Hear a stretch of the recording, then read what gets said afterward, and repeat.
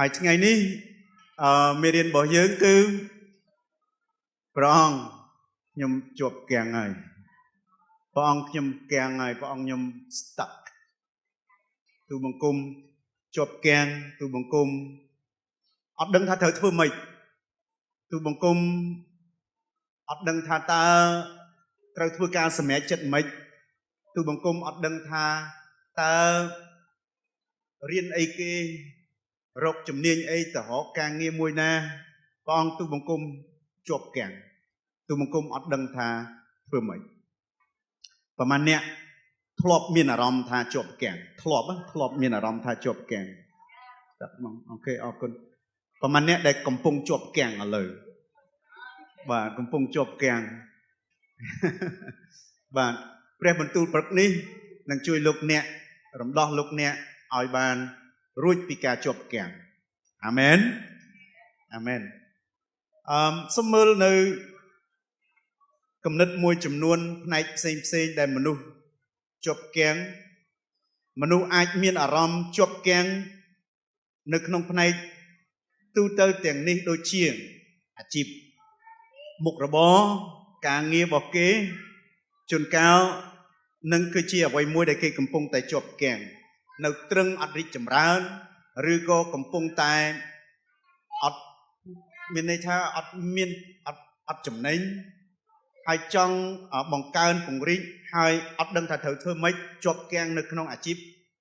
ជាប់គាំងនៅក្នុងទំនាក់ទំនងអ្នកខ្លះមិនស្កប់អំពីទំនាក់ទំនងរបស់ខ្លួនជាមួយនឹងមនុស្សដ៏ជាទីស្រឡាញ់ទំនាក់ទំនងគួរឬក៏មានសង្ឃឹមមានរំពឹងថាចង់បានប្រសើរជាងនឹងចង់ល្អជាងនឹងប៉ុន្តែហាក់បីដូចជាអត់ប្រសើរនៅត្រឹមនឹងនៅត្រឹងមួយទៀតជាប់គាំងអំពីការរីកចម្រើនផ្ទាល់ខ្លួនការរីកចម្រើនផ្ទាល់ខ្លួនដូចមានន័យថាអត់មានអភិវឌ្ឍអីនៅក្នុងជីវិតអត់មានរៀនអីបានទៀតអត់មានចេះអីទៀតអ្នកខ្លះធ្វើការនៅកន្លែងមួយគាត់ធ្វើការនៅនឹងដដែលហើយអត់មានបានអភិវឌ្ឍអត់បានរីកចម្រើនអីនេះគឺជាអារម្មណ៍មួយប្រភេទនៃការជាប់គាំងហើយខ្ញុំជឿថាបងប្អូនមួយចំនួននៅទីនេះអញ្ចឹងអ្នកខ្លះធ្វើការនៅកន្លែងមួយ10ឆ្នាំ5-10ឆ្នាំអ្នកខ្លះធ្វើប្រកបមុខរបរមួយដដែលហ្នឹងហាក់បីដូចជាវាដដែលអត់មានអីដែលរំភើបអត់មានអីដែលកើនចម្រើនឡើងអភិវឌ្ឍទៀតនេះតកតងជាមួយនឹងការអភិវឌ្ឍផ្ទាល់ខ្លួនឬក៏ការរីកចម្រើនផ្ទាល់ខ្លួនពេលណាដែលយើងអត់បានរៀនអីថ្មីយើងអត់បានចេះមានចំណេះដឹងអីថ្មីអភិវឌ្ឍអីថ្មីយើងមានអារម្មណ៍ថារៀងធុញនៅក្នុងឆាកជីវិតហើយមានអារម្មណ៍ថាយើងជាប់គាំងតែតោលយើងអត់ដឹងថាទៅណារៀរែកមួយទៀតជាទូទៅមនុស្សជាប់គាំងនៅក្នុងដំណាក់កាលនៃជីវិតសំខាន់ដំណាក់កាលនៃជីវិតសំខាន់ជួនកាលអាចដូរទីលំនៅទៅកន្លែងមួយហើយអត់ដឹងថាត្រូវធ្វើអីជួនកាលត្រូវដូរពីប្រទេសមួយទៅប្រទេសមួយអត់ដឹងថាត្រូវរស់នៅបែបម៉េចហើយមានអារម្មណ៍ថា stuck អត់ដឹងថាធ្វើអីខ្លះអ្វីដែលគួរធ្វើជួនកាលលោកអ្នកការដំណាក់កាលនៃជីវិតឧទាហរណ៍ថាពីកុមារមកយុវជនដល់ពេលមកយុវជនទៅជាមនុស្សពេញវ័យកំឡោះកំមុំដល់ពេលមានគ្រួសារហើយមានកូនចឹងដំណាក់កាលផ្សេងហ្នឹងដោយយើងអត់ដឹងថាត្រូវធ្វើម៉េចអត់ដឹងថាត្រូវធ្វើយ៉ាងម៉េចដល់ពេលអញ្ចឹងធ្វើឲ្យយើងមានអារម្មណ៍ជាប់គាំងជាទូទៅអាចជាប់គាំងខាងអារម្មណ៍មិនជាខាងផ្នែករូបកាយប៉ុន្តែខាងអារម្មណ៍ខាងវិញ្ញាណឬក៏ស្ថានភាពជីវិតជាប់គាំងនៅក្នុងស្ថានភាពដែលអ្នកមិនអាចផ្លាស់ប្ដូរបានមានស្ថានភាពមួយចំនួនគឺយើងអត់អាចផ្លាស់ប្ដូរបានទេកូននៅជាមួយនឹងឪពុកម្ដាយហើយនៅការរស់នៅនេះអត់មានសមត្ថភាពដើម្បីទៅរកកន្លែងណានៅផ្សេងអញ្ចឹងអត់មានការផ្លាស់ប្ដូរបានអញ្ចឹងមានអារម្មណ៍ថាជាប់គាំងការងារក៏អញ្ចឹងឬក៏មុខរបរក៏អញ្ចឹងជាប់គាំងនៅក្នុងទំនាក់ទំនងដែលឈឺចាប់មានទំនាក់ទំនងដែលធ្វើឲ្យខ្លួនឈឺចាប់ហើយដូចរកដំណោះស្រាយអត់ឃើញហើយនៅជាប់គាំងនៅក្នុងទំនាក់ទំនងហ្នឹង ជាប់គាំងជាមួយនឹងការភ័យខ្លាចឬក៏ការសោកស្ដាយជាប់គាំងជាមួយនឹងកំហុសជាប់គាំងដោយសារតែมันអាចឃើញផ្លូវទៅខាងមុខទៀតអត់ដឹងថាទៅមុខទៀតយ៉ាងម៉េចទៅមុខទៀតខ្ញុំគួររៀនអីទៅមុខទៀតខ្ញុំគួរធ្វើការអីទៅមុខទៀតខ្ញុំគួររៀបចំឆាកជីវិតរបស់ខ្ញុំបែបយ៉ាងដូចម្ដេចអញ្ចឹងមានកត្តាផ្សេងមានហេតុផលផ្សេងមានស្ថានភាពផ្សេងដែលធ្វើឲ្យមនុស្សផ្សេងគ្នាមានការជាប់គាំងនៅក្នុងជីវិតគ្រប់គ្នាសុទ្ធតែមានបទពិសោធន៍សុទ្ធតែឆ្លងកាត់ការជាប់គាំងខាងផ្នែកឯជីវភាពខាងផ្នែកឯតំណែងតំណងខាងផ្នែកឯការងារហើយមិនត្រឹមតែប៉ុណ្ណោះខាងផ្នែកឯជំនឿខាងផ្នែកឯជំនឿដែរជាប់គាំងប៉ុន្តែព្រះអង្គទ្រង់សពហត្ថេឲ្យយើងបន្តទៅមុខឲ្យយើងបោះជំហានទៅមុខនៅក្នុងឆាកជីវិតរបស់យើងហើយព្រះអង្គមានដំណោះស្រាយព្រះអង្គអាចជួយយើងព្រះអង្គទ្រង់សពហត្ថេធ្វើការនៅពេលដែលយើងជាប់គាំងមានមនុស្សម្នាក់នៅក្នុងព្រះគម្ពីរដែលខ្ញុំគិតហើយខ្ញុំជ្រើសរើសយកម្នាក់នេះដែលគាត់មានការជាប់គាំងច្រើនគឺលោកម៉ូសេប្រឈមមុខនឹងឧបសគ្គប្រឈមមុខនឹងបញ្ហាស្ថិតនៅក្នុងស្ថានភាពដែលលំបាកហើយគាត់មានអារម្មណ៍ថាគាត់ជាប់គាំងនៅក្នុងការដឹកនាំរបស់គាត់ជាប់គាំងនៅក្នុងការនៅក្នុងជំនឿរបស់គាត់ឬក៏ជាប់គាំងរកដំណោះស្រាយអត់ឃើញនៅក្នុងជីវិតរបស់គាត់ហើយអ្នកដែលគាត់ទៅរកពេលដែលគាត់ជាប់គាំងគឺព្រះរបស់គាត់ហើយនេះគឺជាយុទ្ធសាស្ត្រឬក៏ជាដំណោះស្រាយរបស់លោកអ្នកហើយនឹងខ្ញុំពេលដែលយើងជាប់គាំងថាតើយើងទៅរកអ្នកណាទី1គឺយើងទៅរកព្រះអង្គដូចជាលោកម៉ូសេពេលមួយលោកម៉ូសេជាប់គាំងបន្ទាប់ពីគាត់សម្ដែងការអស្ចារ្យនៅក្នុងប្រទេសអេស៊ីបឲ្យស្ដេចផារ៉ោនឃើញជាមួយនឹងបងប្រុសរបស់គាត់ឈ្មោះអារ៉ុនហើយក្រោយមកស្ដេចផារ៉ោនអនុញ្ញាតឲ្យជនជាតិអ៊ីស្រាអែលចេញទៅគោរពថ្វាយបង្គំព្រះដ៏ជាព្រះរបស់ពួកគេហើយគេចេញពីប្រទេសអេស៊ីបមកហើយគេធ្វើដំណើរដើម្បីទៅទឹកដីកាណាន់ដើម្បីទឹកដីសន្យាអញ្ចឹងពេលដែលគេរត់ចេញពីប្រទេសអេស៊ីបរួចពីភាពជាទាសករហើយទៅដល់កន្លែងមួយដែលគេបោះជំរុំជាមួយគ្នាហើយនៅជិតសមុទ្រកក់នៅខាងមុខគឺសមុទ្រធំល្វឹងល្វើយហើយនៅខាងក្រោយពេលនោះទ័ពរបស់ស្ដេចផារ៉ោនគឺមកប្រកិតតែម្ដងហើយយើងដឹងថាប្រសិនបើយើងសិក្សាអំពីការដេញប្រកិតរបស់ទាហានស្ដេចផារ៉ោននេះគឺព្រះអង្គការពារគេមិនអោយទៅទាន់តាមអ្វីដែលគេចង់ទៅទាន់ជនជាតិអ៊ីស្រាអែលទេធ្វើម៉េចគឺព្រះអង្គការពារគេដោយដុំពន្លឺហើយនឹងភាពងងឹតព្រះអង្គដាក់ពន្លឺដុំពន្លឺទៅឲ្យជនជាតិអ៊ីស្រាអែលដើម្បីអ៊ីស្រាអែលធ្វើដំណើរទៅរហូតហើយទៅដល់ពេលកន្លែងដែលជនជាតិអេស៊ីបឬក៏ទាហានរបស់អេស៊ីបនៅឬកំពុងធ្វើដំណើរព្រះអង្គដាក់ភាពងងឹតអញ្ចឹងគេអត់ដឹងថាទៅណាហើយក្នុងអំឡុងពេលដែលជនជាតិអ៊ីស្រាអែលទទួលពន្លឺដែលមកពីព្រះជាម្ចាស់បន្តធ្វើដំណើរឥឡូវស្ថានភាពមួយនេះគឺគេទៅដល់ហើយទាហានជនជាតិអ៊ីស៊ីបនៅខាងក្រោយហើយនៅខាងមុខសមុទ្រអញ្ចឹងគេជាប់គាំងលោកម៉ូសេគាត់អត់ដឹងថាត្រូវធ្វើយ៉ាងម៉េចទៀតហើយពេលដែលឃើញទាហានជនជាតិអេស៊ីបមកជនជាតិអ៊ីស្រាអែលចាប់ផ្ដើមស្លន់ស្លោមកហើយគេភ័យស្រឡាំងកាំងហើយគេលក់អ៊ូឥឡូវក្នុងនាមជាអ្នកដឹកនាំកំពុងតែមានអារម្មណ៍ថាជាប់គាំងអត់ដឹងថាត្រូវធ្វើម៉េចនៅខាងមុខសមុទ្រនៅខាងក្រោយទាហានហើយកំពុងតែស្ថិតនៅក្នុងការធ្វើការសម្រេចចិត្តគួរធ្វើយ៉ាងម៉េច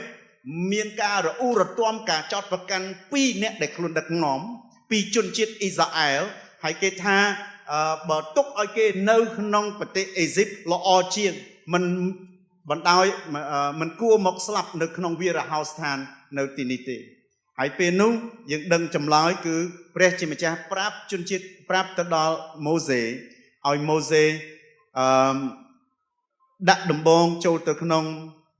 ទឹកសមុទ្រកក់ ហើយព្រះអង្គញែកទឹកសមុទ្រកកចេញជាផ្លូវដើម្បីឲ្យពួកគេដើរឆ្លងកាត់មួយទៀតបន្ទាប់ពីគេដើរឆ្លងកាត់ទឹកសមុទ្រនឹងហើយសមុទ្រកកនឹងហើយទៅដល់វារហោស្ថានហើយទាហានរបស់ជនជាតិអេស៊ីបស្លាប់អស់ហើយនៅក្នុងទឹកសមុទ្រកកនឹងពេលដែលគេឆ្លងផុតទាហានដេញតាមពីក្រោយហើយព្រះអង្គផ្ចិតទឹកមកវិញផ្ចិតសមុទ្រនឹងមកវិញគេស្លាប់ទាំងអស់ឥឡូវនេះជនជាតិអ៊ីស្រាអែលទៅដល់ត្រើយម្ខាងទៅដល់ម្ខាងទៀតនៅចំពុកទី15នៅនិខមនាងបើខទី22ទៅដល់25 3ថ្ងៃក្រោយមកបន្ទាប់ពីគេឆ្លងពីសមុទ្រកកហើយគឺគេអស់អាហារគេអស់ស្បៀងហើយទៅដល់ពេលគេអស់អាហារគេអស់ស្បៀងគេចាប់ផ្ដើមរអ៊ូរទាំទៅកាន់លោកម៉ូសេទៀតនេះគឺជាស្ថានភាពជាប់គាំងមួយទៀតរបស់លោកម៉ូសេប្រឈមមុខជាមួយនឹងបញ្ហាហើយជាប់គាំងហើយជនជាតិអ៊ីស្រាអែលប្រហែលជា700,000 នាក់ជិត1លានណា700,000 នាក់ដែលត្រូវការអាហារហើយក្នុងនាមគាត់ជាអ្នកដែលទួលខុសត្រូវឮពីព្រះជាម្ចាស់នាំគេពីចេញពីប្រទេសអេស៊ីបហើយឆ្លងកាត់សមុទ្រក្រហមនេះហើយឥឡូវនេះ700,000 នាក់អត់មានអាហារអារម្មណ៍នៃការជាប់គាំងរបស់លោកម៉ូសេពេលនេះតើយ៉ាងម៉េចគាត់ទៅរកព្រះអង្គម្ដងទៀតហើយព្រះអង្គឆ្លើយតបដោយប្រទានឲ្យជនជាតិអ៊ីស្រាអែលនៅនំម៉ាណាហើយនឹងពេលល្ងាចអីគេសំទុំនំម៉ាណាហើយនឹងសត្វក្រួយសំទុំមិញនៅក្នុងចំពុកទី16ហើយចំពុកទី15គឺគេខ្វះទឹកគេអត់ទឹកបរិភោគទឹកដែលគេយកទៅជាមួយនឹងគឺអស់ហើយនៅក្នុងវារហោស្ថានហើយទើបឆ្លងសមុទ្រហើយពេលទៅដល់ឃើញប្រភពទឹកមួយគឺប្រភពទឹកម៉ារ៉ាហើយគេសប្បាយគេក្អាក់ក្អាយហើយគេទៅដងទឹកនឹងគឺទឹកនឹងល្វីងគេបរិភោគអត់កើតឥឡូវគេកំពុងតែប្រឈមមុខជាមួយនឹងការខ្វះទឹកលោកម៉ូសេកំពុងតែជាប់គាំងហើយគាត់ត្រូវផ្គត់ផ្គង់ដល់ពួកគេគាត់ត្រូវរកដំណោះស្រាយសម្រាប់ពួកគេហើយពេលនោះគាត់ទៅរកព្រះជាម្ចាស់ម្ដងទៀតហើយព្រះអង្គប្រាប់គាត់ឲ្យយកឃើញឈើមេឃឈើមួយយ៉ាងឲ្យបោះចូលទៅក្នុងប្រភពទឹកម៉ារ៉ានឹងហើយប្រភពទឹកម៉ារ៉ានឹងបានคล้ายទៅជាទឹកដែលលែងល្វីងហើយអាចបរិភោគបានបើយើងសិក្សាឲ្យស៊ីជម្រៅឈើដែលបោះចូលទៅក្នុងទឹកល្វីងនឹងគឺតំណាងឲ្យឈើឆ្កាការសគត់របស់ព្រះយេស៊ូវគ្រីស្ទលោកអ្នកឆាកជីវិតរបស់យើងល្វីងជូរចត់ឆាកជីវិតរបស់យើងមានបញ្ហាកំពុងជាប់គាំងប្រសិនបើយើងមានឈើឆ្កាងរបស់ព្រះយេស៊ូវហើយយើងពឹងលើអ្វីដែលព្រះយេស៊ូវធ្វើសម្រាប់យើងរួចហើយនៅឯឈើឆ្កាងនោះព្រះអង្គទ្រង់នឹងផ្ដល់ដំណោះស្រាយសម្រាប់យើងអាមែនអាចទះដៃអរគុណព្រះអង្គហើយដល់ពេលនៅចំពុកជាប់គាំងម្ដងទៀតពេលដែលហៀបឆ្លងទៅអីគេទឹកដីកាណានហើយទឹកដីសន្យាហើយនៅជនគណនាចំពុកទី13ចំពុកទី14ពេលនោះគឺជាពេលដែលលោកម៉ូសេទទួលការបង្គាប់ពីព្រះជាម្ចាស់ចាត់ឲ្យអ្នកស៊ើបការទៅស៊ើបការទឹកដីសន្យាចំនួនប្រហែល12នាក់ទៅស៊ើបការរយៈពេល40ថ្ងៃហើយពេលដែលពួកគេស៊ើបការហើយគេត្រឡប់មកវិញមានតែ2នាក់គត់ដែលមានជំនឿទុកចិត្តលើព្រះជាម្ចាស់ឃើញស្ថានភាពថាវាធំសម្បើមវាពិបាកប៉ុន្តែគេមានជំនឿលើព្រះជាម្ចាស់គេថាគេអាចទៅបាននឹង2នាក់គឺអីគេយូស្វេហើយនិងកាឡែបប៉ុន្តែ10នាក់ផ្សេងទៀតគឺគាត់និយាយអវិជ្ជមានពួកគេនិយាយអវិជ្ជមានប្រខូចស្រុកឬក៏ទឹកដីសន្យារបស់ព្រះជាម្ចាស់ហើយធ្វើឲ្យជនជាតិអ៊ីស្រាអែលទាំងមូលសហគមន៍អ៊ីស្រាអែលទាំងមូលគេជ្រួលច្បល់ហើយគេប្រឆាំងជាមួយនឹងម៉ូសេហើយនេះគឺជាស្ថានភាពជាប់គាំងមួយទៀតរបស់លោកម៉ូសេគាត់វីវគាត់កាលពីត្រូវឆ្លងទឹកទន្លេយ៉ូដាន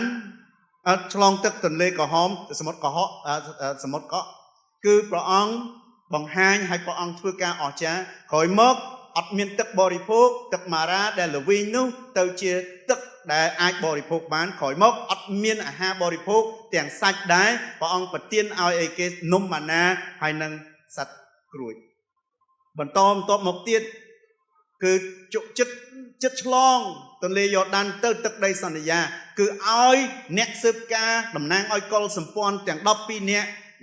ម្នាក់មកកលសម្ព័ន្ធម្នាក់មកកលសម្ព័ន្ធទៅស៊ើបការឃើញអ្វីៗដែលល្អហើយត្រឡប់មកវិញមាន10នាក់ដែលអវិជ្ជមាននិយាយអាក្រក់បង្ខូចស្រុកហើយធ្វើឲ្យសហគមន៍អ៊ីស្រាអែលច្បុកច្បល់ហើយពេលនោះគឺជាពេលដែលគាត់ជាប់គាំងម្ដងទៀតហើយពេលដែលគាត់ជាប់គាំងម្ដងនោះគឺជាពេលដែលគាត់លុតជង្គង់គាត់ហែកខោអាវគាត់អធិដ្ឋានអង្វរគាត់លុតជង្គង់អង្វរមនុស្សដែលគាត់ដឹកនាំគាត់លុតជង្គង់អង្វរមនុស្សដែលគាត់ដឹកនាំសូមកុំឲ្យគេប្រឆាំងទាស់នឹងព្រះអង្គអីកុំឲ្យគេបះបោរនឹងព្រះអង្គអីហើយដឹងមិនទេគេស្រែកជាមួយគ្នាថាតោះយើងរកអ្នកដឹកនាំម្នាក់ដើម្បីឲ្យគេដឹកនាំយើងត្រឡប់ទៅប្រទេសអេស៊ីបវិញហើយនេះគឺជាពេលវេលាមួយដែលលោកម៉ូសេគាត់មានអារម្មណ៍ថាជាប់គាំងខ្លាំងនៅក្នុងជីវិតរបស់គាត់លោកអ្នកកន្លងមកដែលលោកអ្នកតាំងពីដឹងក្តីចាប់ផ្ដើមរស់ជីវិតចាប់ផ្ដើមកសាងជីវិតមកលោកអ្នកបានឆ្លងកាត់ការជាប់គាំងច្រើនប៉ុន្តែការជាប់គាំងដែលលោកអ្នកកំពុងជាប់គាំងសពថ្ងៃនេះជាអ្វីក៏ដោយព្រះអង្គមានដំណោះស្រាយសម្រាប់លោកអ្នកអាមែនអត់ព្រះអង្គសពតិឲ្យលោកអ្នកឆ្លងរួចឆ្លងផុតហើយលោកអ្នកឡើងមួយកម្រិតទៀតនៅក្នុងជំនឿរបស់លោកអ្នកពេលលោកអ្នកជាប់គាំងអ្វីក៏ដោយក្នុងអាជីពការងាររបស់យើងជាប់គាំងនៅក្នុងតំណែងតំណងជាប់គាំងនៅក្នុងហិរញ្ញវត្ថុជាប់គាំងនៅក្នុងការដែលចង់ទៅមុខប៉ុន្តែអត់ដឹងថាទៅមុខដោយរបៀបណាជាប់គាំងយ៉ាងម៉េចក៏ដោយព្រះអង្គមានដំណោះស្រាយហើយថ្ងៃនេះខ្ញុំចង់ចែករំលែក3ចំណុចសម្រាប់លោកអ្នកធ្វើឬក៏ឆ្លើយតបចំពោះការជាប់គាំងនៅក្នុងជីវិតរបស់លោកអ្នកទី1ពេលអ្នកជាប់គាំងចូលចងចាំថាព្រះអង្គទតឃើញអ្នកពេលដែលលោកអ្នកជាប់គាំងពេលដែលលោកអ្នកកំពុងតែប្រឈមពេលដែលលោកអ្នកអត់ដឹងថាត្រូវធ្វើការសម្រេចមិនពេលដែលលោកអ្នកអត់ដឹងថាទៅស្ដាំឬក៏ទៅឆ្វេងអត់ដឹងថាទៅមុខឬក៏ទៅក្រោយពេលលោកអ្នកអត់ដឹងថាតើត្រូវធ្វើការសម្រេចចិត្តមិនវិនិយោគមិនដើម្បីអាជីពនេះឲ្យបានល្អប្រសើរត្រូវរៀនស្អីនៅក្នុងឆាកជីវិតអភិវឌ្ឍជំនាញអីនៅក្នុងឆាកជីវិតតំណែងតំណងនេះត្រូវដោះស្រាយយ៉ាងម៉េចពេលលោកអ្នកកំពុងតែជាប់គាំងនៅក្នុងការឈឺចាប់ការភ័យខ្លាចស្អីក៏ដោយឲ្យតែលោកអ្នកស្ថិតមានន័យថាជាប់គាំងនៅក្នុងទី1សូមចងចាំថាព្រះអង្គទតឃើញលោកអ្នកនៅកន្លែងដែលលោកអ្នកជាប់គាំងមានស្ត្រីម្នាក់ដែលជាស្ត្រីបម្រើហើយគាត់បានរស់នៅជាមួយនឹងម្ចាស់របស់គាត់ហើយគាត់បានពោពោះបង្កើតបានកូនមួយឈ្មោះថាអ៊ីស្ម៉ាអែលហើយនោះគឺនាងហាកាហើយពេលដែលគាត់បានបង្កើតកូនរបស់គាត់ហើយសារ៉ាត្រូវក៏បានមានកូនឈ្មោះថាអ៊ីសាហើយក៏ត្រូវចម្លៀសឬក៏ដេញហាកានឹងកូននេះចេញហើយហាកានឹងកូនរបស់គាត់ត្រូវរត់ចេញពីម្ចាស់របស់ខ្លួនហើយទៅតែតោលអត់ដឹងថាទៅណាក្នុងជីវិតរបស់គាត់ជាប់គាំងកូនអត់មានអាហារសម្រាប់កូនអត់មានទឹកសម្រាប់កូនអត់មានស្បៀងហើយកំពុងតែតោលនៅក្នុងវាលរហោស្ថានគឺជាពេលវេលាមួយដែលកំពុងតែជាប់គាំងខ្លាំងមែនទែននៅក្នុងជីវិតរបស់គាត់ហើយនេះគឺជាអត្ថបទខគម្ពីរនៅលោកកបាត់ចំពុក16ខ13នាងហាកាបានថ្វាយព្រះនាមព្រះអង្គម្ចាស់ដែលមានព្រះបន្ទូលមកនាងថាព្រះអង្គជាអែលរ៉ូអ៊ីព្រះអង្គជាអែលរ៉ូអ៊ីត្បិតនាងពោលថាព្រះអង្គម្ចាស់ទតឃើញខ្ញុំនៅទីនេះមុនខ្ញុំឃើញព្រះអង្គទៅទៀតទុក្ខលំបាករបស់នាងកំពុងតែត្រហូរយំហើយនាងកំពុងតែទួញសោកនាងកំពុងតែជ្រោកច្បុកច្បល់ជួលច្បល់អត់ដឹងថាត្រូវធ្វើម៉េចអត់ដឹងទៅណាអត់ដឹងថាត្រូវរស់ដោយរបៀបណានាងច្បុកច្បល់នាងជួលច្បល់នាងមានការឈឺចាប់នាងត្រូវបានគេបោះបង់ត្រូវបានគេមើលងាយត្រូវបានគេទាត់ចោលឥឡូវនេះនាងស្រែកដង្ហើយហៅទៅរកព្រះអង្គហើយនាងសុំជំនួយពីព្រះអង្គហើយពេលនោះនាងបានទទួលការកំសាន្តពីព្រះវិញ្ញាណរបស់ព្រះជាម្ចាស់ហើយនាងពោលថា សូមថ្វាយព្រះនាមព្រះអង្គម្ចាស់ព្រះអង្គមានព្រះបន្ទូលមកនាងថាព្រះអង្គជាព្រះអែលរ៉ូអ៊ីជាព្រះដែលតតឃើញយើងមុនពេលដែលយើងឃើញព្រះអង្គទៅទៀតអាមែនព្រះអង្គឃើញយើងព្រះអង្គដឹងព្រះអង្គជ្រាបព្រះនេតរបស់ព្រះអង្គម្ចាស់តតរំពេ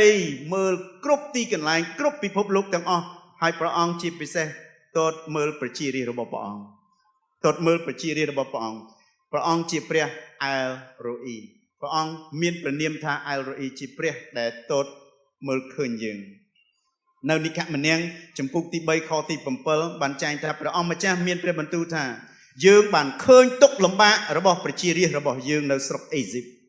យើងបានឃើញទុក្ខលំបាកប្រជារាស្ត្ររបស់យើងនៅក្នុងស្រុកអេស៊ីបអ្វីដែលលោកអ្នកជួបប្រទះកំពុងតែជាប់គាំងព្រះអង្គមានព្រះបន្ទូលថាយើងបានតតឃើញ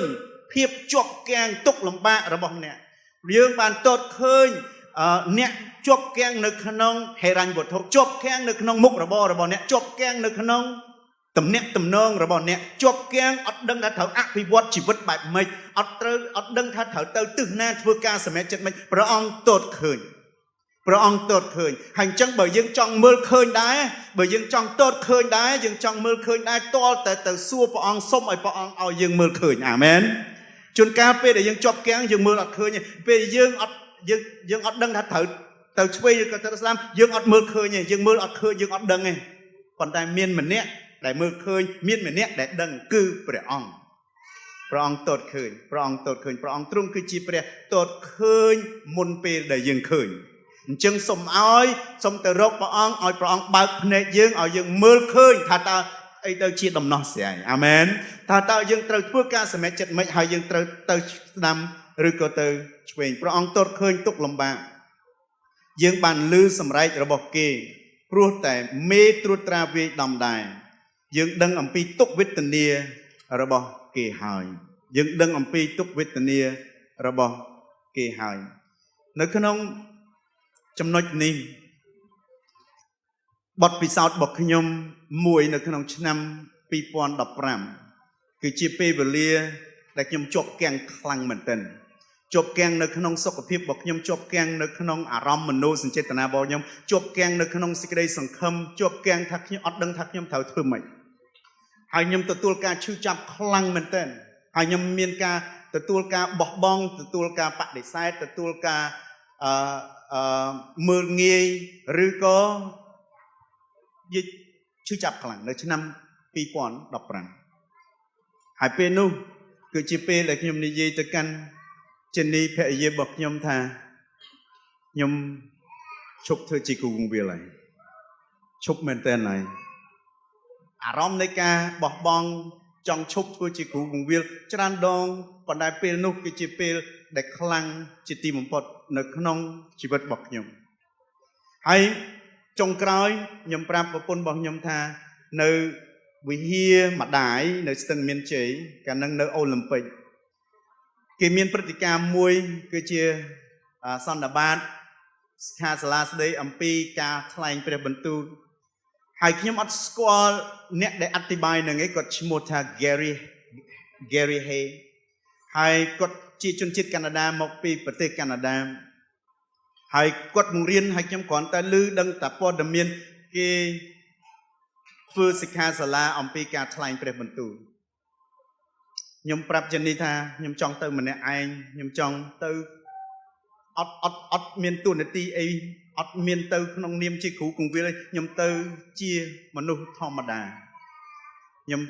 ស្លៀកពាក់អាវខ្លីខោធម្មតាអត់តនុយស្អាតសង្ហាអញ្ចឹងទេពេលនោះទៅដល់ខ្ញុំស្ដាប់សេចក្តីបង្រៀនអំពីការថ្លែងព្រះបន្ទូលគ្រប់បែបយ៉ាងទាំងអស់ហើយលោក Gary Hay ហើយលោកគ្រូ Jesse គាត់ជាអ្នកបកប្រែលោក Gary Hay គាត់ថា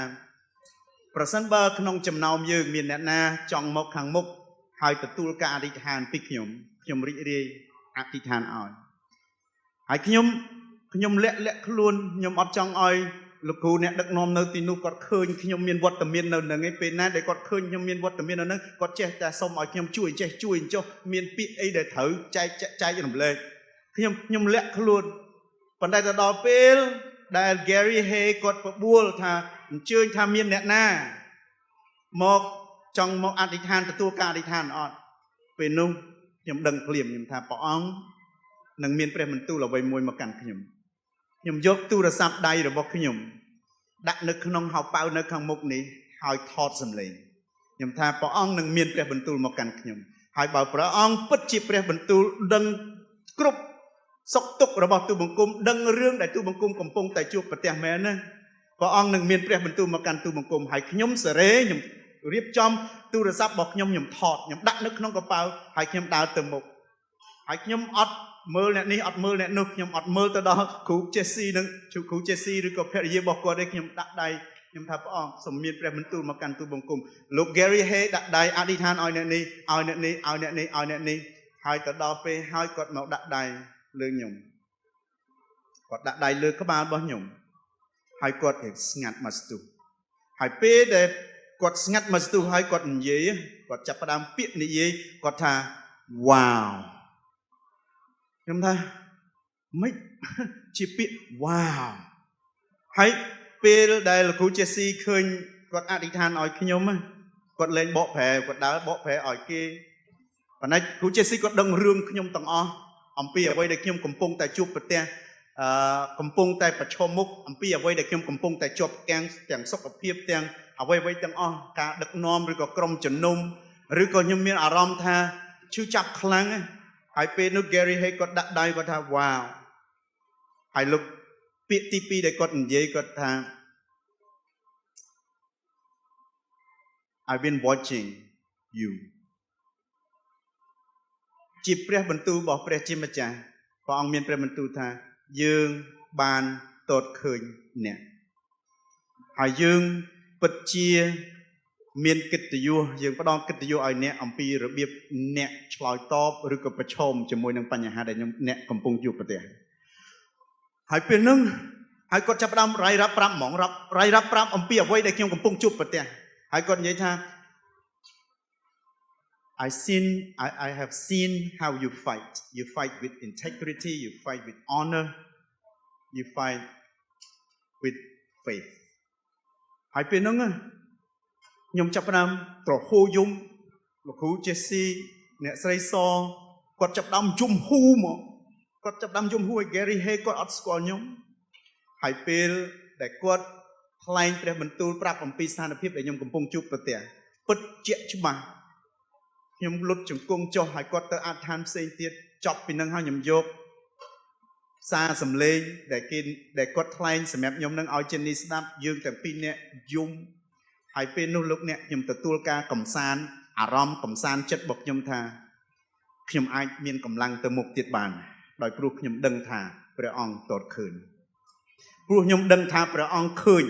pre ong đâng ông pi ở đây để nhom cầm pung tai chụp bật tiền hai bên nô cứ chia pe để nhom krok lang vinh hai có chia pe để dương chập đam tinh đây nơi tin đây năm pi pon đập phèm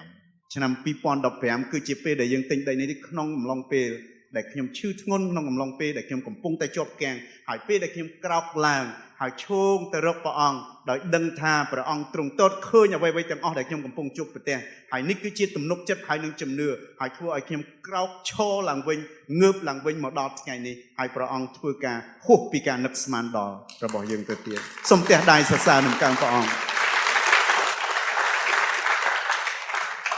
pe để nẹt chụp keng nực nông ca phây khái pe nẹt chụp keng nực nông ca chư chăm rồi có ca phòn trở lóm sông trong chăm thaព្រះអង្គតតឃើញអ្នកព្រះអង្គទ្រង់ព្រះសម្ដាប់ការត្រហោយំរបស់អ្នកហើយព្រះអង្គដឹងពីអ្វីដែលអ្នកកំពុងឆ្លងកាត់អ្នកមិនអាត់កំបាំងចំពោះព្រះអង្គទេអ្នកមិនអាត់កំបាំងចំពោះព្រះអង្គទេ You are not invisible ព្រះអង្គចំពោះព្រះអង្គ to God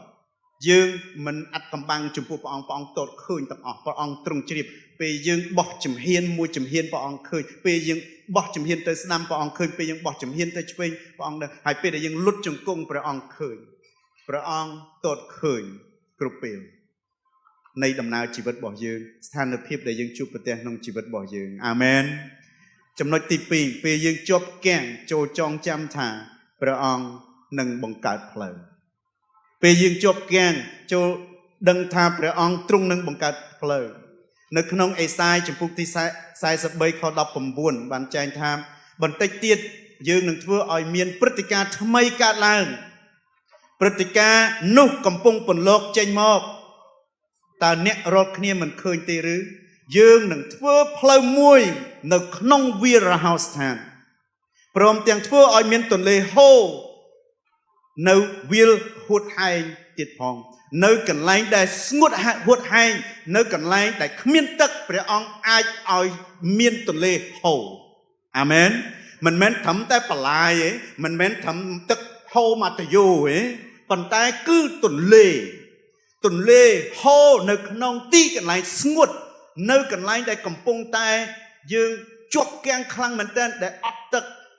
ហើយបើទោះបីជាឃើញទឹកនឹងមើលទៅហាក់បីដូចជាល្វីងទឹកនឹងហាក់បីដូចជាមិនអាចបរិភោគបានអត់អាចប្រើបានតែជាមួយឈើឆ្កាងជាមួយអ្វីដែលព្រះយេស៊ូវបានធ្វើនៅលើឈើឆ្កាងវានឹងប្រែកន្លះឲ្យទៅជាល្អសម្រាប់យើងហើយយើងអាចប្រើវាបានអាមែនសូមទះដៃសរសើរនំកម្មព្រះអង្គ Hallelujah នៅក្នុងវាលរហោស្ថានលោកអ្នកបើគ្មានផ្លូវទុកចិត្តលើព្រះអង្គបង្កើតផ្លូវព្រះអង្គបង្កើតផ្លូវសម្រាប់យើងមើលនៅក្នុងព្រឹត្តិការណ៍មួយនេះពេលដែលពួកជនជាតិអ៊ីស្រាអែលសហគមន៍អ៊ីស្រាអែលជាប់គាំងនៅខាងមុខសមុទ្រនៅខាងក្រោយទាហានហើយសូមមើលនៅខទី22ខ21និង22នៅចំពុកទី4និងចំពុកទី14លោកម៉ូសេលើកដៃតម្រង់ទៅសមុទ្រពេញមួយយប់នោះព្រះអង្គម្ចាស់ធ្វើឲ្យមានខ្យល់បក់ពីទិសខាងកើតយ៉ាងខ្លាំងរុញច្រានទឹកសមុទ្រធ្វើឲ្យទឹកសមុទ្ររីងស្ងួតផ្ទៃទឹកក៏ញែកចេញពីគ្នាហើយប្រជាជនអ៊ីស្រាអែលនាំគ្នាដើរតាមបាតសមុទ្រដោយមានទឹកសមុទ្រដូចកំផែងនៅសងខាងពួកគេនៅទីនោះពេលដែលកំពុងតែជាប់គាំងគាត់លើកដៃលើកដំបងរបស់គាត់ចង្អុលទៅទឹកសមុទ្រចង្អុលទៅកន្លែងដែលគាត់ជាប់គាំងចង្អុលទៅជញ្ជាំងដែលកំពុងរារាំងគាត់ចង្អុលទៅទឹកទន្លេឬក៏ទឹកសមុទ្រដែលកំពុងតែខាំងគាត់រារាំងគាត់តើអ្វីដែលជាឧបសគ្គហើយពេលនោះគាត់ចង្អុលគាត់ជាឈើចង្អុលហើយឈើនោះក៏តំណាងឲ្យឈើឆ្កាងរបស់ព្រះយេស៊ូវឈើនោះគឺតំណាងឲ្យព្រះលោហិតការសោយទីបង្គត់របស់ព្រះយេស៊ូវធ្វើឈើនោះគឺតំណាងឲ្យអ្វីដែលព្រះយេស៊ូវបានធ្វើសម្រាប់យើងហើយគាត់ចង្អុលដោយនៅក្នុងនាមព្រះអង្គចង្អុលដោយជំនឿហើយអ្វីដែលព្រះអង្គបានធ្វើគឺព្រះអង្គញែកទឹកសមុទ្រព្រះអង្គបង្កើតផ្លូវនៅកន្លែងដែលគ្មានផ្លូវអាមែនព្រះអង្គធ្វើឲ្យមានទ្វារនៅកន្លែងដែលគ្មានទ្វារកន្លែងណាដែលទ្វារកំពុងតែបិទហើយនៅខាងនោះល្អសម្រាប់យើងព្រះអង្គទ្រង់នឹងបើកទ្វារសម្រាប់យើងហើយកន្លែងណាដែលមានទ្វារបិទចិត្តហើយសេចក្តីអាក្រក់ព្យាយាមចូលមកក្នុងហើយប្រសិនបើយើងទុកចិត្តយើងជឿយើងពឹងអាងលើព្រះអង្គនឹងបិទទ្វារនោះហើយទ្វារដែលព្រះអង្គបិទអត់មានអ្នកណាអាចបើកបានអាមែនទ្វារដែលព្រះអង្គបិទអត់មានអ្នកណាអាចបើកបានអ្វីដែលមើលទៅហាក់ដូចជាផ្លូវតល់សម្រាប់យើងប្រហែលវាគ្រាន់តែជាការរៀបចំរបស់ព្រះជាម្ចាស់សម្រាប់ការអស្ចារ្យអ្វីដែលហាក់បីដូចជាផ្លូវតល់សម្រាប់យើងវាហាក់បីដូចជារនាំងសម្រាប់យើងហាក់បីដូចជាយើងទៅមុខលេងរួចទៀតហើយនៅកន្លែងហ្នឹងគឺតល់ហើយផ្លូវតល់ហើយយើងអត់អាចទៅមុខទៀតបានទេអ្វីដែលមើលទៅហាក់ដូចជាផ្លូវតល់សម្រាប់យើងប្រហែលព្រះអង្គរៀបចំឲ្យមានផ្លូវតល់នឹងសម្រាប់យើងដើម្បីឲ្យយើងជួបការអស្ចារ្យអាមែនហើយលោកគ្រូច័ន្ទម៉ាត់ស្វែលគាត់និយាយថាការអស្ចារ្យកើតឡើងនៅពេលណាដែលយើងមានបញ្ហាប៉ុណ្ណោះបើយើងអត់មានបញ្ហាទេពិបាកនឹងមានការអស្ចារ្យប្រសិនបើយើងអត់មានជំងឺពិបាកនឹងទទួលការអស្ចារ្យនៃការប្រោសឲ្យជាមែនទេជាអីបើយើងអត់ឈឺផងហ្នឹងយើងខ្វះខាតថវិកានោះគឺជា qualification សម្រាប់ការអស្ចារ្យជាការរៀបចំសមស្របដើម្បីទទួលការអស្ចារ្យ តែប្រសិនបើយើងអត់មានការខ្វះខាតធ្វើម៉េចទើបបានទទួលការផ្គត់ផ្គង់ពីព្រះអង្គបើយើងអត់មានជំងឺធ្វើម៉េចទើបទទួលការប្រោសឲ្យជាពីព្រះអង្គប្រសិនបើយើងអត់ជាប់គាំងធ្វើម៉េចទើបយើងអាចរុលទៅមុខបានរួចមានសេរីភាពលោកអ្នកការជាប់គាំងបញ្ហានៅក្នុងជីវិតរបស់យើងប្រហែលជាព្រះអង្គរៀបចំឲ្យមានអនុញ្ញាតឲ្យមានដើម្បីឲ្យយើងទទួលការអស្ចារ្យពេលណាដែលយើងទុកចិត្តលើព្រះអង្គយើងពឹងពាក់លើព្រះអង្គយើងរត់ទៅរកព្រះអង្គនឹងគឺជាពេលដែលយើងអាចទទួលការអស្ចារ្យសូមគុំកំណត់អំណាចរបស់ព្រះអង្គតាមស្ថានភាពរបស់យើងព្រះអង្គមាន1000របៀបក្នុងការជួយយើងដែលយើងនឹកស្មានមិនដល់ព្រះអង្គមានរបៀបច្រើនណាស់ដើម្បីជួយយើងហើយពេលដែលយើងជាប់គាំងនៅក្នុងរឿងមួយសូមកុំអស់សង្ឃឹមសូមកុំគិតថា there is no way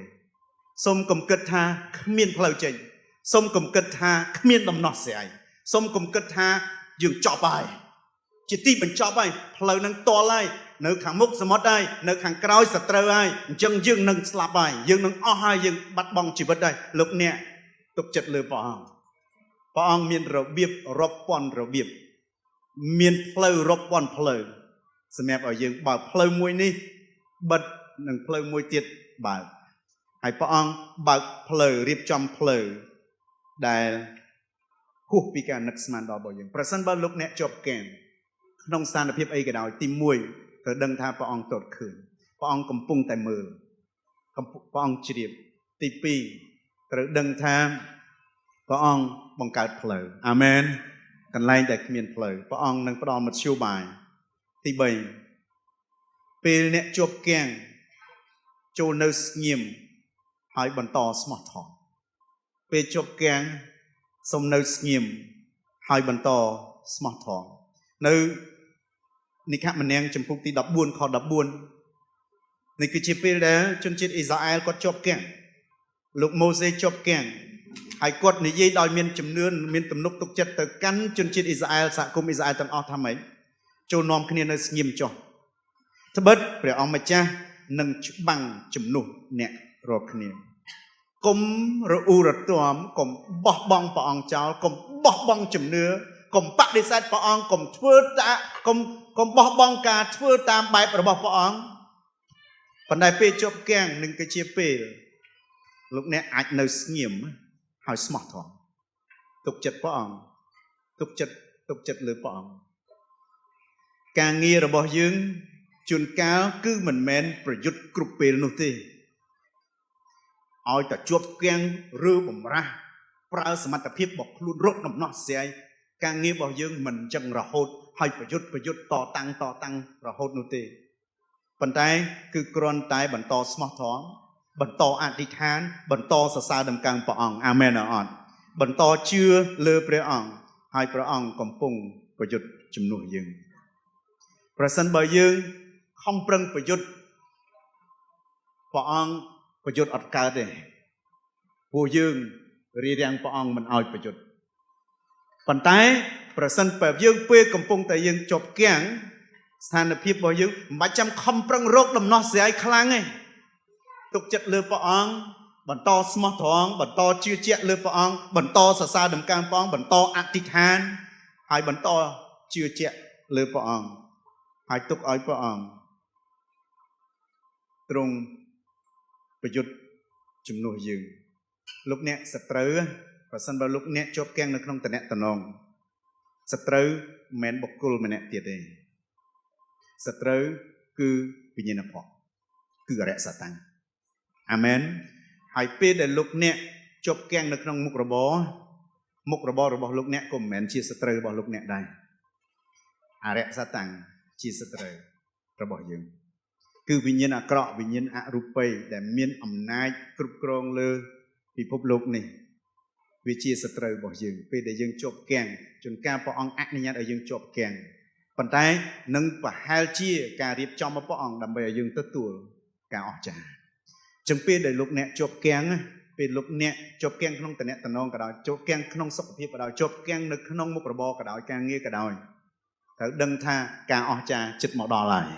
អាមែនការអស្ចារ្យជិតមកដល់ហើយការអស្ចារ្យនោះមិនមែន តាមការដែលខ្ញុំប្រយុទ្ធដោយសមត្ថភាពខ្លួនឯងនេះប៉ុន្តែការអស្ចារ្យនោះកើតឡើងនៅពេលណាដែលខ្ញុំទុកចិត្តលើព្រះអង្គខ្ញុំបន្តអធិដ្ឋានខ្ញុំបន្តជឿជាក់ហើយខ្ញុំបន្តសរសើរដំកើងព្រះអង្គការសរសើរដំកើងព្រះអង្គគឺជាអាវុធមួយដ៏ខ្លាំងនិងមានអំណាចមានឫទ្ធានុភាពការសរសើរដំកើងព្រះអង្គការសរសើរដំកើងមានន័យថាយើងនិយាយអំពីលក្ខណៈរបស់ព្រះអង្គនិយាយអំពីលក្ខណៈសម្បត្តិរបស់ព្រះអង្គទើបយើងអាចសរសើរដំកើងព្រះអង្គបានអញ្ចឹងការសរសើរដំកើងព្រះអង្គមានន័យថាយើងនិយាយពីការល្អរបស់ព្រះអង្គអំពីលក្ខណៈសម្បត្តិរបស់ព្រះអង្គព្រះអង្គទ្រង់យុត្តិធម៌ព្រះអង្គទ្រង់សប្បុរសព្រះអង្គទ្រង់មានអំណាចព្រះអង្គទ្រង់ផ្គត់ផ្គង់ព្រះអង្គទ្រង់បង្កើតផ្លូវព្រះអង្គជ្រាបដឹងទាំងអស់នេះសិតតែជាលក្ខណៈសម្បត្តិរបស់ព្រះអង្គពេលណាដែលយើងជាប់គាំងហើយយើងសរសើរនឹងគឺជាពេលដែលយើងទម្លុះទម្លាយដើម្បីយកឈ្នះជនជាតិអ៊ីស្រាអែលគិតថាពួកគេជាប់គាំងប៉ុន្តែព្រះអង្គបង្វែរផ្លូវតលរបស់ពួកគេឲ្យទៅជាការរំដោះសម្រាប់ពួកគេទៅវិញអ្វីដែលតលព្រះអង្គបង្វែរដោយព្រោះអីគេស្រែកទៅរកព្រះអង្គហើយបើទោះបីជាជនជាតិអ៊ីស្រាអែលរអ៊ូរទាំសហគមន៍អ៊ីស្រាអែលរអ៊ូរទាំប្រឆាំងនឹងព្រះអង្គក៏ដោយប៉ុន្តែមានវីរៈបរិសុទ្ធមានអ្នកចំណិតរបស់ព្រះអង្គម្ចាស់ម្នាក់ដែលទូលង្វរសម្រាប់គេគឺម៉ូសេហើយគ្រប់ពេលដែលម៉ូសេជាប់គាំងម៉ូសេស្មោះត្រង់ណាស់គឺគាត់នៅតែសរសើរដំកើងព្រះអង្គគាត់នៅតែជឿទុកចិត្តលើព្រះអង្គហើយការអស្ចារ្យកើតមានសូមក្រុមថ្វាយបង្គំអញ្ជើញមកកាន់ទីកន្លែងដូច្នេះលោកអ្នកនៅផ្នែកណាដែលលោកអ្នកមានអារម្មណ៍ជាប់គាំងនៅថ្ងៃនេះដូចជាហិរញ្ញវត្ថុរបស់លោកអ្នកសុខភាពរបស់លោកអ្នកគ្រួសាររបស់លោកអ្នកឬក៏ជំនឿរបស់លោកអ្នកចង់ប្រាប់លោកអ្នកថាព្រះអង្គទតឃើញហើយព្រះអង្គបង្កើតផ្លូវហើយព្រះអង្គនឹងប្រយុទ្ធសម្រាប់លោកអ្នកអាមែនព្រះអង្គទតឃើញលោកអ្នកព្រះអង្គទតដឹងព្រះអង្គជ្រាបហើយព្រះអង្គទ្រង់នឹងបង្កើតផ្លូវហើយព្រះអង្គនឹងប្រយុទ្ធជំនួសលោកអ្នកអ្វីដែលមានអារម្មណ៍ថាតលច្រកលោកអ្នកជាប់គាំងវាអាចជាទ្វារដើម្បីព្រះអង្គរំដោះយើងដូច្នេះលើកក្រោយពេលដែលលោកអ្នកមានអារម្មណ៍ថាជាប់គាំងជំនួសឲ្យការនិយាយថាព្រះអង្គខ្ញុំជាប់ហើយខ្ញុំជាប់គាំងហើយលោកអ្នកអាចចាប់ផ្ដើមប្រកាសថាព្រះអង្គម្ចាស់ទូលបង្គំទុកចិត្តលើទ្រង់ហើយទ្រង់ជាអ្នកដែលបង្កើតផ្លូវសម្រាប់ទូលបង្គំបាទជាប់គាំងអីក៏ដោយសុខភាពជីវភាពតំណែងតំណងហើយយើងទទួលស្គាល់ថាយើងជាប់គាំងមែនគាត់នៅប្រាប់ថាព្រះអង្គទូលបង្គំជាប់គាំងប៉ុន្តែអ្វីដែលលោកអ្នកអាចនិយាយបានណាគឺថាព្រះអង្គទូលបង្គំទុកចិត្តលើព្រះអង្គហើយព្រះអង្គទ្រង់គឺជាអ្នកបង្កើតផ្លូវសម្រាប់ទូលបង្គំអាមែនតោះសូមជើញក្រោកឈរឡើង